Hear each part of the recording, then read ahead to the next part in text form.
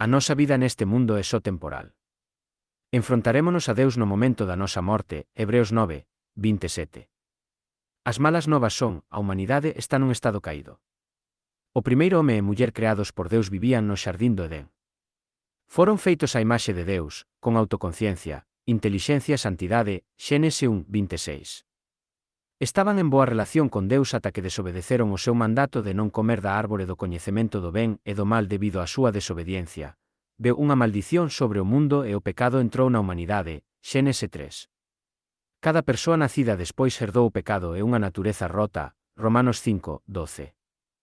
A palabra de Deus declara que todos pecaron e están privados da gloria de Deus, Romanos 3, 23, e o salario do pecado é a morte, Romanos 6, 23, a segunda morte no lago de lume, Apocalipse 20, 14 de xaneiro 5. A nosa alma é inmortal, e debido á nosa natureza pecadora e á incapacidade de redimirnos, afrontamos un castigo eterno no inferno. Necesitamos un Salvador para cumprir a exixencia de Deus de xustiza e santidade, Hebreos 10, 1 de maio. As boas novas son, só hai un nome e un camiño dado baixo o ceo para a redención, o perdón e a reconciliación con Deus. Deus deu só un nome polo cal as persoas poden recibir a salvación, Feitos 4, 12. No nome de Xesús, todo xeonllo se dobrará e toda lingua confesará que El é o Señor, Filipenses 2, 10 de novembro. El é o camiño, a verdade e a vida. El é o Salvador prometido da humanidade, o único Fillo de Deus, eterno e creador de todas as cousas. O Fillo de Deus foi revelado como o Fillo do home, encarnación, para morrer na cruz, morte, e para resucitar de novo, resurrección. O seu corpo ofrecido e o seu sangue sen mancha derramado na cruz convertéronse no sacrificio dunha vez por todas para a redención, o perdón e a reconciliación con Deus. Somos salvos pola graza de Deus mediante a fe no Señor Xesucristo e no seu Evanxeo. Apártate das crenzas falsas ou dos camiños pecaminosos da vida. Cree en Deus recibindo o seu único Fillo, Xesucristo, como o teu Señor e Salvador.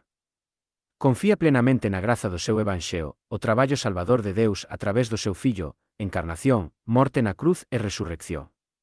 Ora con sinceridade. Noso Pai Deus no ceo, acepto o teu único Fillo, Xesucristo, como meu Señor e Salvador. Señor Xesús, confío no teu Evanxeo da salvación. Reina na miña vida e transfórmame polo poder do Espírito Santo. Señor, grazas pola túa promesa de vida eterna e a súa abundancia. No nome de Xesús. Amén. A verdadeira fe dá plena seguridade de salvación.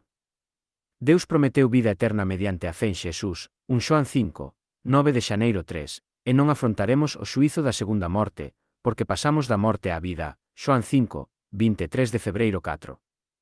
Aínda que o noso corpo físico poida morrer, Deus levantará de novo, quen cre nunca morrerá eternamente, Xoán 11, 25 de febreiro 6. Deus ten o futuro. Ninguén pode arrincarnos da súa poderosa man, Xoán 10, 27 de febreiro 9. Nada pode separarnos do amor de Deus en Cristo Xesús, Romanos 8, 35-39.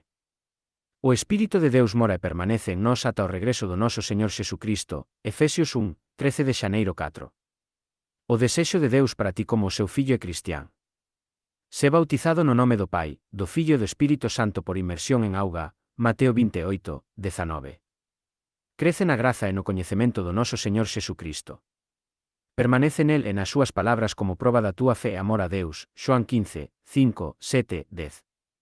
Ora, Mateo 6, 6 de xullo, aprende da Biblia, Mateo 11, 28 de marzo 0, Xoán 17, 17, e ten comunión con outros cristiáns que adoran a Deus en espírito e verdade, Xoán 4, 23 de febreiro 4.